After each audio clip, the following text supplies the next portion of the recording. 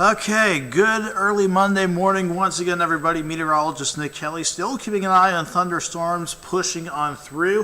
Fortunately, Doug and I have been keeping an eye on these thunderstorms all late last night long and all morning long so far. Fortunately, he and I both agree we're about done with our severe threat. It certainly will be done by the time we get past 2:30 and 3 o'clock, so we don't have to worry too much more about a severe threat once we get past that time frame here. So with that still in mind, we still have a severe thunderstorm watch in the orange until about 4 o'clock in the morning, even though once this initial band of very strong and low and severe thunderstorms works on through, we'll be pretty much done with our severe threat. We'll break down the radar in a moment, but if you're in the orange, still technically a severe thunderstorm watch until 4 a.m. And the only warning, the only severe thunderstorm warning we have on the board is for southern Lawrence and all of Berry County until we get to about 2:30 on this Monday morning. Let's look at the Skywatch Storm Tracker. Mainly rain across southeast Kansas, maybe a couple claps of thunder in parts of Cherokee County, Labette County, maybe a few parts of Montgomery County as well. Strong thunderstorms, nothing severe though, trying to pass on through again parts of northeastern Oklahoma. And then we got to deal with, just for a little bit longer, maybe for the next 20 minutes or so, this leading edge of the thunderstorms working across the rest of our corner of southwestern Missouri. Still strong enough to put out a severe thunderstorm warning. The Weather Service out of Springfield, that is, they put that warning out until 2:30. Again, southern Lawrence, all of Berry County. And the wind speeds have actually died down a bit as the storms progressed across our part of southwestern Missouri. If you remember, a few hours ago, we had one of the mesonet sites in Nowata, Oklahoma, when the storms were passing over that, clock a wind gust of about 62 or 63 miles per hour. But they've been gravitating, the gust that is, back down between 50 and 60 miles per hour. Still on the cusp of severe criteria. That's why this warning is still out until 2:30. But you can see, no matter how we look at this storm on the radar, with all the radar sites that we have at our disposal, keeping an eye on it, or just from Springfield's perspective, there's just nothing that's screaming out that suggests that this line of thunderstorms is impressive by any stretch. But we can take a double check on things to make sure that we're not seeing anything funny try to spin up here. Not sure what happened here, so we're going to try that once again and get rid of this legend, which for the life of me, I do not know why it continues to pop up. But we'll try it again just to make sure we're not seeing anything funny try to spin up. Yeah, this is not looking like a chance for a spin-up tornado at all. We are not concerned about that whatsoever, given how everything is, the line rather, is oriented. When it's mainly from northeast to southwest, that's predominantly a wind threat. That's why we're warning just for the gusts to push between 50 and 60 miles per hour. And you can see the reflectivity on this thunderstorm, or this batch of thunderstorms rather, has really come on down. So I would guarantee you that if we take a look at our hail scope here, we are struggling to find any even small hail for that matter. So that's certainly a good sign that the storms are losing a little bit of their punch, certainly as we see the hail sizes continue to dwindle away. That being said, this storm is trying to push some wind gusts near 60 at times, while the line itself is pushing to the east at 55 miles per hour. In fact, we still have seen gusts between 50 and 55 from a measured report out of Wheaton, Missouri. So certainly close enough for this severe thunderstorm warning to continue on a little while longer until we get to about 2:30 or so. So we'll get a storm track on here, take the leading edge of this out, move it to the east at 55, let's say over the next hour. Certainly within over the next hour, in some form or fashion, it will start to work over Table Rock Lake and areas south of Springfield, certainly as you work closer to Ozark, Taneyville, Branson, and even Kimberling City and Silver Dollar City, and even Branson West. Let's say Cassville at 216, just a few more minutes before you get into, let's say, a decent amount of downpour of rainfall. Around Clever at 228, Shellnut at 232, Nixa at 238 as you work in the parts of Christian County. Let's say Ozark at 244, Branson, let's say Lake Taneycomo as well by 254, and Taneyville just after 3 a.m. as these storms continue to work out of our area and over parts of Christian, Stone, and Taney County as you work across Table Rock Lake and into other parts of southern Missouri and the southern Ozarks. With that said, even though we're pretty much done with the severe threat, certainly will be after 2:30, there have been just tremendous amounts of rainfall. Take Cherokee and Jasper County, for example. These are areas that, based on radar estimates alone, as these storms got going, range anywhere from 1.5 to 2 inches on the low end to over 4 inches on the high end. In fact, even Doug, I chatted with him not too long ago, he picked up 3.25 inches of rain in his part of the Joplin Metro. So these are certainly verifying out these radar estimates, and that is all the more reason why we've seen flash flood warnings out for much of Cherokee County and a good portion of Jasper County as well. That is in effect until 6:30. In fact, I've got the National Weather Service chat open on this monitor off to my side here, and I'm continuing to see some reports of flash flooding around the Joplin area, at the very least in other parts of Carthage, just continue to come on in. Latest that I've been seeing, we've had a Jasper County deputy, reporting at least 2 to 4 inches. That's leading to some ponding or a little bit of flooding at 7th and Schifferdecker. And we're going back to reports earlier as well, where at the intersection of Main and Eaglewood, Bell Center, and Black Cat, those intersections in part of Jasper County, that's from Carl Junction Fire Department. That's about 2 to 3 inches of water over the roadways. And not to mention, I did see other flooding reports. Oh yeah, back at the 1 o'clock hour, flooding that was taking place around Fur and Grand, around the Carthage area, or in the Carthage area, and then around Zora and Maine in the Joplin area, not to mention St. Louis and Zora. So if you know anybody out there just trying to get around, especially around the Joplin area and even other parts of Cherokee County where we're seeing these radar estimated numbers really stack on up just within a span of 3, 4, potentially 5 hours, this is causing some ponding on some of the roads, and we're talking even some major roadways as well. So tell them to just take their time if they're going to be out and about, and if they're not too sure about crossing over any waters, best to not do it. Find another way around. As we say, turn around, don't drown.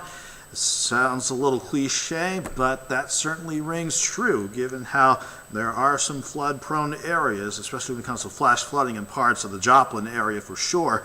But let's expand the view out a little bit, because we're seeing other areas pick up quite a bit of heavy rainfall. For example, an average of the rainfall in northeast Oklahoma averages out to about 0.8 of an inch. But if we go in for a bit of a tighter look here, and if we query a couple of spots, certainly are seeing some spots around Vera trying to push up to 4.5 inches, let's say around the Wada, 1 inch to almost 1.5 to 2 inches. Around Veneta, just off the turnpike, let's say between 2 and 3 inches. Maybe near Blue Jacketed Welch, around 2 inches. Miami doesn't look impressive at first glimpse here, but we'll double check these numbers as we go into this afternoon and evening as well, and Michael Hayslip will as well. First glimpses shows about 1 inch of rain. I would imagine you picked up quite a bit more than that, but really hammers the point home that as we continue to see additional rain and storms working from the west, they're not going to be severe, but it's just more rain that some of you just don't need. So with that in mind, here's how the future track looks for the rest of the morning, the rest of today, and as we go into Tuesday. Because again, even though we had some severe weather tonight, this is not our only chance, unfortunately, for severe weather. Again, here's 3 o'clock, the leading edge of the storms out of the area, and we're pretty much done with our severe threat, the low severe threat at that point. And we'll just continue with some scattered showers, even a couple of storms, especially in our southern and eastern counties, by the time we get the morning drive underway, certainly by 7 a.m., it's going to be chilly to start your morning out. Temperatures in the lower to middle 50s. You could argue or twist my arm and say a couple lingering showers or a couple of stray storms late morning up until about the noon hour, but we should be in the upper 50s at that point. And I do expect a dry overall Monday afternoon, this afternoon technically. I keep forgetting we're already in Monday already. And some returning sun to at least get us back in the mild territory. Granted, we're not talking about temperatures near 80, not like what we saw today, but it's still going to be mild, so at least a bit of a rebound. I'm still thinking around 53 by 7 a.m. In fact, actually, I'm a little curious myself. Let's see if we hit that number already, given the rain that has come over Joplin. Now, we've already dropped back into the mid-50s so far. I would imagine with some additional rain, maybe dropping back to about 53 by 7 a.m., so that still seems to be on track.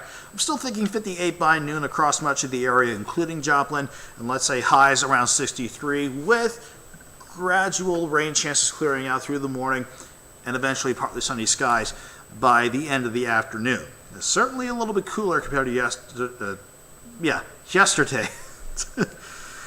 Oh, working these days, I tell you. A north and northeast breeze definitely makes it cooler than the 80-degree high that we saw at Joplin Regional the other day. That's easier to say.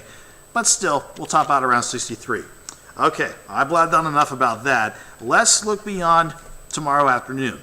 I think maybe you can't rule out a stray shower, maybe for areas around Table Rock Lake.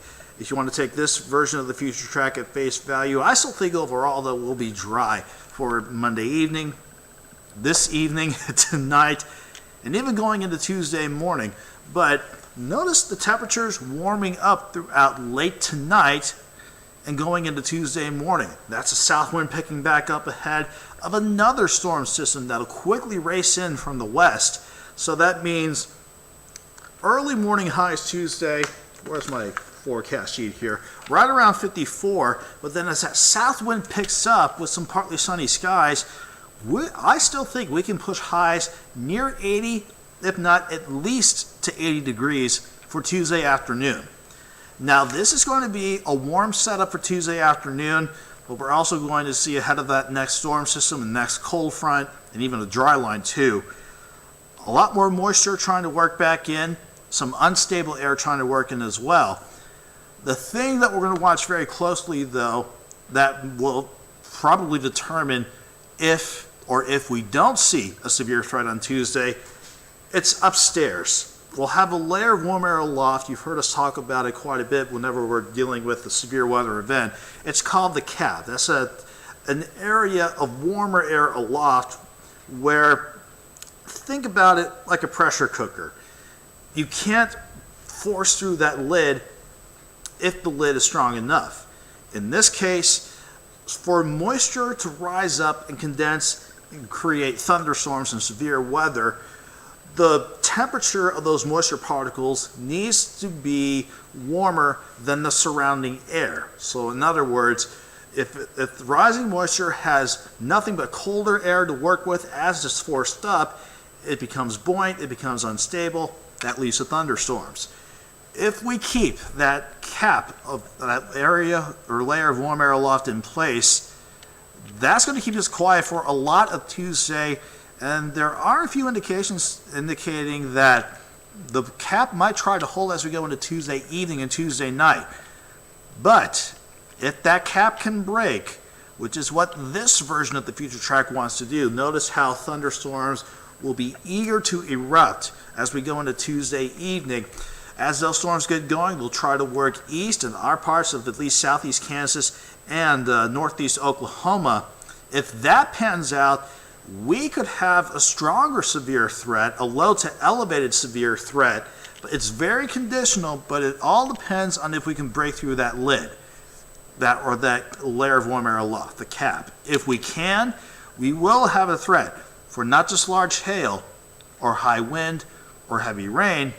We will have to contend with a tornado threat. That's something Doug, Michael, and I will keep an eye on very closely as we go into Tuesday.